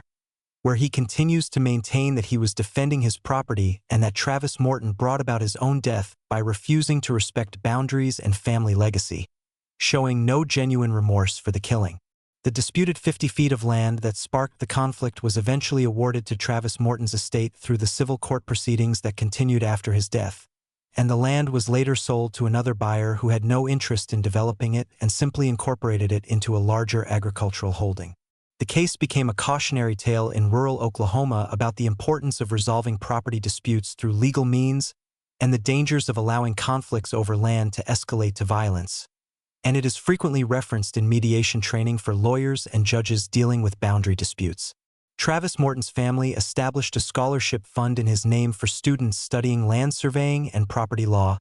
hoping to improve the accuracy and reliability of boundary determinations that can prevent the kind of disputes that led to his death. The Cleveland County community where the killing occurred was divided in its response, with some residents sympathizing with Donald Pierce's position about property rights while others condemned the murder as inexcusable regardless of the underlying dispute. And the case highlighted the tension between traditional rural values about land defense and modern legal frameworks for resolving property conflicts. The fence contractor who witnessed the shooting and barely escaped being shot himself has spoken publicly about the trauma of watching someone be murdered over a property line and the importance of recognizing when disputes are escalating toward violence so that intervention can occur before tragedy strikes. The case remains one of Oklahoma's most notorious neighbor killings, a stark example of how property disputes in rural areas where land ownership is deeply tied to identity and family heritage can escalate to deadly violence when legal conflicts become personal grievances, and when individuals believe that defending their land justifies any action, including murder. Number 9. Aaron Thompson, the noise complaint killing. In the densely populated urban neighborhood of Crown Heights, Brooklyn, where apartment buildings stood shoulder to shoulder and thin walls meant residents could hear nearly every aspect of their neighbors' lives, where cultural diversity created a vibrant but sometimes contentious community atmosphere, and where New York City's noise ordinances were routinely violated and rarely enforced, a dispute over loud music and noise would escalate into a murder that highlighted the particular pressures of urban living and the explosive potential of conflicts between neighbors sharing walls and ceilings in one of America's most crowded cities. Aaron Thompson, a 32-year-old day trader working from his Crown Heights apartment, lived on the third floor of a converted brownstone that had been subdivided into 6 units, and his livelihood depended on his ability to concentrate during market hours and to participate in phone conferences with clients and colleagues, making noise disruption not just an annoyance but a threat to his income and professional success. Directly above Aaron's apartment on the 4th floor lived Marcus Williams,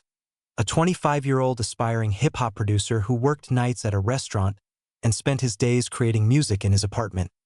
using electronic equipment and speakers that generated bass-heavy beats that transmitted through the old building's floors and walls. And while Marcus considered his music production essential to pursuing his dreams of success in the music industry, Aaron Thompson experienced the constant noise as an assault that made it impossible to work or sleep on any predictable schedule. The conflict between Aaron and Marcus began in early 2007, shortly after Marcus moved into the fourth-floor apartment and began his intensive music production schedule,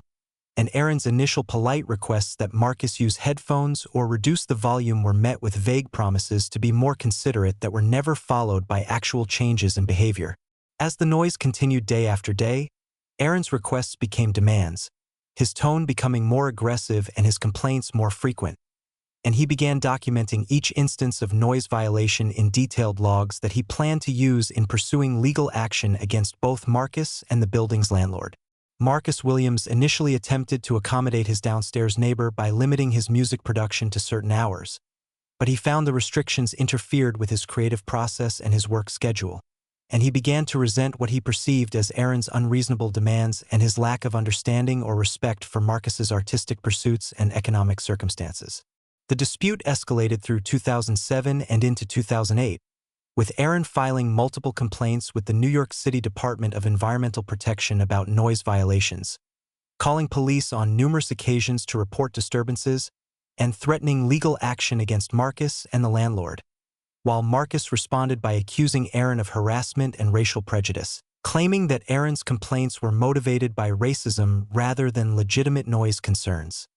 an accusation that further inflamed the conflict. Other residents of the building were drawn into the dispute, with some sympathizing with Aaron's need for quiet while others supported Marcus's right to produce music in his own apartment during reasonable hours, and the building became divided along lines of the conflict, with neighbors taking sides and the overall atmosphere becoming increasingly hostile and uncomfortable for everyone. In September 2008, the conflict intensified when Aaron Thompson filed a lawsuit against both Marcus Williams and the building's landlord,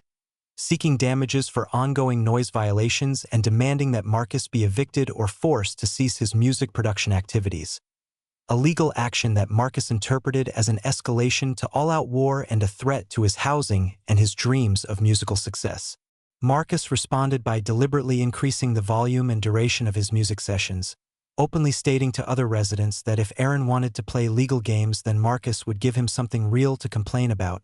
and the noise in Aaron's apartment became so overwhelming that he could barely function during the day and was getting minimal sleep at night. Friends and family of Aaron Thompson later testified that his mental state deteriorated significantly in the final weeks before the murder, describing him as sleep-deprived, paranoid, and obsessed with the noise from upstairs, and several people expressed concern about his increasingly violent rhetoric about what he would do to Marcus if the noise did not stop. On the evening of October 14, 2008, after what Aaron later described as a particularly egregious noise violation that had continued for over 6 hours straight and had prevented him from sleeping or working, he armed himself with a kitchen knife, went upstairs to Marcus Williams's apartment, and when Marcus answered the door, Aaron stabbed him multiple times in a frenzied attack that left Marcus dead in his doorway and Aaron standing over the body when other residents heard the commotion and called police. The NYPD responded within minutes, finding Aaron Thompson still at the scene covered in blood and making no attempt to flee,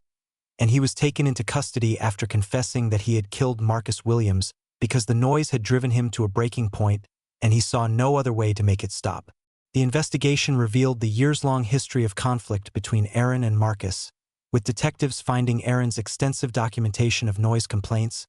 copies of the lawsuit he had filed, and journal entries describing his deteriorating mental state and his fantasies about silencing his upstairs neighbor permanently. Mental health professionals who evaluated Aaron Thompson after his arrest diagnosed him with sleep deprivation-induced psychosis and obsessive-compulsive tendencies,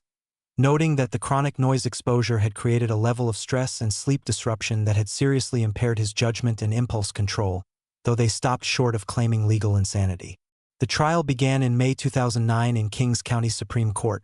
with prosecutors charging Aaron Thompson with second-degree murder and arguing that while the noise dispute may have been the motive, the decision to arm himself with a knife and go to Marcus's apartment demonstrated premeditation and intent to kill. Aaron's defense team presented the killing as a tragic result of urban living conditions that had created an untenable situation, arguing that their client had exhausted all legal remedies for the noise problem and that the constant sleep deprivation and stress had impaired his mental capacity to the point where he could not form the specific intent necessary for murder. The prosecution countered with evidence that Aaron had discussed killing Marcus with several people in the weeks before the attack, suggesting premeditation, and they presented testimony from neighbors indicating that while the noise from Marcus's apartment was annoying, it was not so extreme as to justify Aaron's violent response, and they argued that thousands of New Yorkers deal with noise complaints without resorting to murder. Marcus Williams's family provided heartbreaking victim impact statements describing a talented young man pursuing his dreams who had been killed by a neighbor who could have simply moved to a different apartment rather than taking a life over music volume. And they expressed outrage at the defense's attempt to portray Marcus as somehow responsible for his own murder. The jury deliberated for 2 days before returning a verdict of guilty on second-degree murder, accepting that while Aaron's mental state may have been affected by chronic noise exposure, he had made a conscious choice to arm himself and attack his neighbor rather than pursuing other options like moving or continuing legal remedies. Judge Raymond Jones sentenced Aaron Thompson to 25 years to life in prison, noting that while he had some sympathy for the challenges of living in New York City's crowded housing conditions, Aaron had made a choice to kill rather than to remove himself from an untenable situation, and that choice constituted murder. Aaron Thompson is currently incarcerated at the Sing Sing Correctional Facility in Ossining, New York, where he is serving his sentence and has reportedly expressed remorse for his actions while maintaining that the noise from Marcus's apartment was genuinely unbearable and that he felt he had no other options. The case became a focal point for discussions about noise regulations in New York City and the challenges of enforcing quality-of-life ordinances in densely populated urban environments where thin walls and close proximity make neighbor conflicts almost inevitable. The building where the murder occurred saw several residents move out in the aftermath, unable to continue living in a place where someone had been killed over a noise complaint, and the landlord eventually sold the property to new owners who converted it to condominiums in an attempt to distance the building from its association with the crime. Crown Heights community organizations used the case as an example of the importance of effective conflict resolution and mediation services for neighbors in dispute, implementing new programs to help residents address conflicts before they escalate to violence. Marcus Williams's family established a music scholarship in his name for aspiring producers from underprivileged backgrounds, ensuring that his passion for music would benefit others even though his own dreams were cut short by violence. The case is frequently cited in urban planning and housing policy discussions as an example of how New York City's chronic housing shortage and the resulting overcrowding create conditions that increase the likelihood of violent conflicts between neighbors, and it has been used to advocate for stronger noise ordinances, better enforcement mechanisms, and more effective dispute resolution resources. The Aaron Thompson case remains one of New York's most disturbing examples of how the pressures of urban living can transform ordinary people into killers when chronic stress, sleep deprivation, and the failure of systems to address quality-of-life issues combine with easy access to weapons and the proximity of high-density housing. And it serves as a reminder that the person living above or beside you in a city apartment building may be one noise complaint away from a violent breakdown that could end in tragedy. Number 10. William Foster, the Gardening Dispute Massacre. In the picturesque suburb of Flower Mound, Texas, a rapidly growing community north of Dallas where master-planned neighborhoods featured rigid homeowner association rules designed to maintain property values and aesthetic uniformity, where lawn care was not just personal pride but a contractual obligation, and where violations of landscaping standards could result in fines and legal action. A dispute over gardening practices and yard maintenance would escalate into a murder-suicide that claimed 4 lives and exposed the dark side of suburban conformity and the pressure to maintain appearances in communities where image is everything. William Foster, a 53-year-old pharmaceutical sales representative, lived with his wife Susan in a large colonial home in the Highland Shore subdivision, a gated community where homes cost upward of $500,000, and where the homeowner association enforced strict rules about everything from paint colors to the types of plants allowed in front yards, and William took enormous pride in his meticulously maintained landscape that featured exotic plants and elaborate garden designs that he had created over years of effort and significant financial investment. Next door to the Fosters lived the Chin family, Robert and Linda Chun, with their 2 college-age children, in an equally impressive home that they had purchased in 2008. And while the Chens appreciated nice landscaping, they had different aesthetic preferences than William Foster and began making changes to their yard that William felt were inappropriate for the neighborhood and which he believed would negatively impact his property values. The conflict began when the Chens installed a vegetable garden in their front yard, replacing ornamental plantings with raised beds growing tomatoes, peppers, and other vegetables, a choice they defended as environmentally friendly and economically sensible, but which William Foster viewed as lowering the tone of the neighborhood and violating the spirit, if not the letter, of the homeowner association's landscaping requirements. William complained to the homeowner association board about the Chen's vegetable garden, arguing that front yard gardens were inappropriate in an upscale community and should be prohibited. And while the association's rules did not explicitly forbid vegetables in front yards, the board sent the Chens a letter suggesting they might want to consider moving their garden to the backyard to maintain neighborhood aesthetics, a suggestion the Chens ignored. The dispute escalated when William began photographing the Chens' yard and submitting detailed complaints to the homeowner association board about every aspect of their landscaping he found objectionable, including the height of their grass, the placement of decorative stones, and the types of mulch used in their flower beds, creating a paper trail of grievances that suggested an obsessive fixation on his neighbor's yard. The Chens responded by filing their own complaints about William's landscaping, pointing out that some of his exotic plants extended slightly over the property line into their yard, and that his elaborate watering system occasionally sprayed onto their driveway,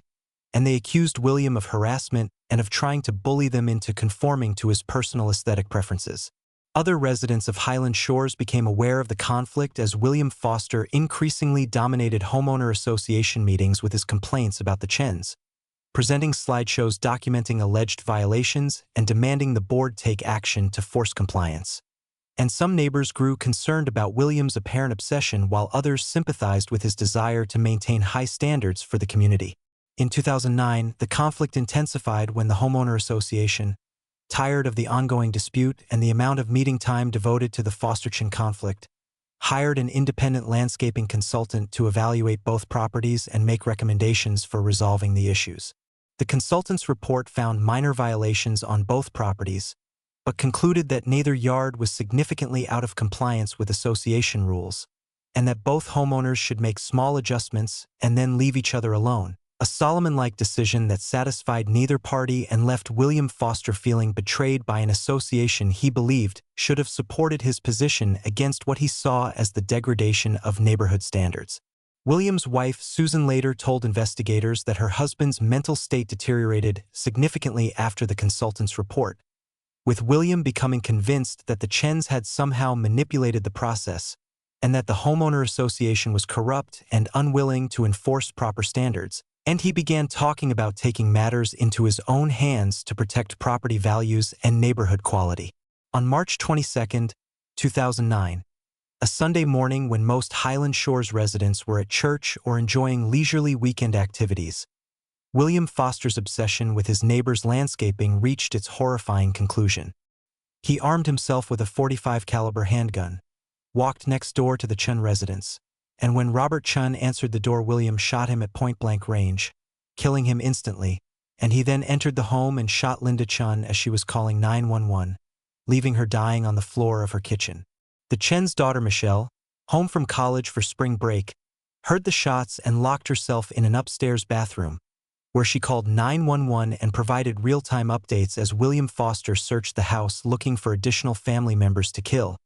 And police credit her information with allowing them to respond appropriately to an active shooter situation. William Foster, apparently unable to locate Michelle Chan and perhaps realizing that police would arrive soon, returned to his own home where his wife Susan was unaware of what he had done.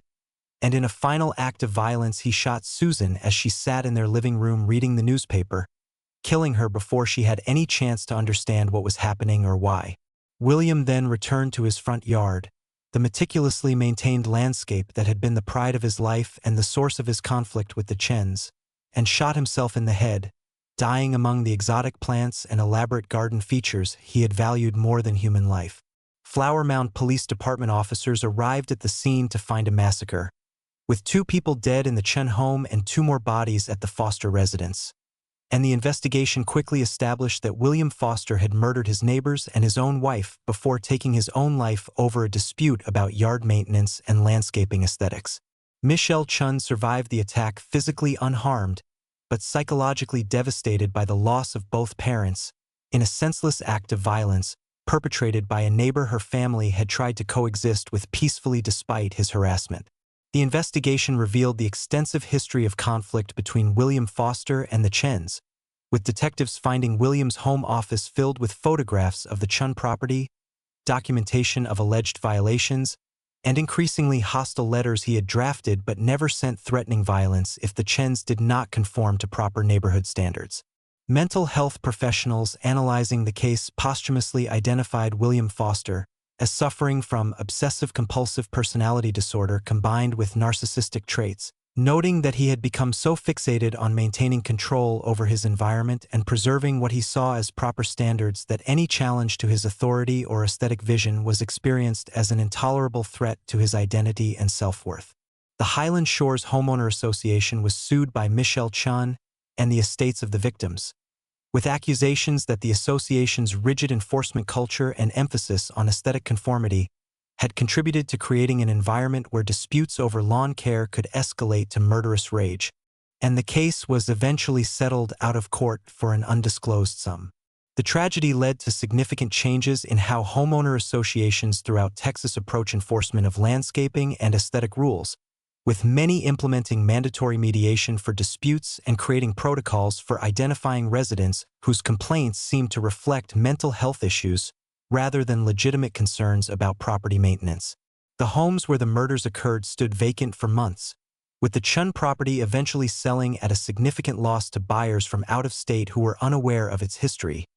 while the Foster home was purchased by an investor who demolished it and built a completely new structure in an attempt to eliminate any physical reminder of what had occurred there. Michelle Chun, who had lost both parents and watched her childhood home become a crime scene, has become an advocate for mental health awareness and for reforms in homeowner association governance that prioritize community harmony over rigid enforcement of aesthetic rules. The Flower Mound community was traumatized by the murders, struggling to understand how a dispute over vegetable gardens and landscaping could escalate to the point where a seemingly successful professional would murder his neighbors, his wife, and himself, and the incident shattered the suburbs' image as a peaceful, upscale community insulated from urban violence. The case is frequently cited in sociological studies examining the pressures of suburban conformity and the psychological toll of living in communities where homeowner association rules create environments of constant surveillance and judgment, and it has been used to argue for less restrictive covenants and more emphasis on neighbor autonomy and privacy. The William Foster case remains one of Texas's most shocking examples of neighbor violence,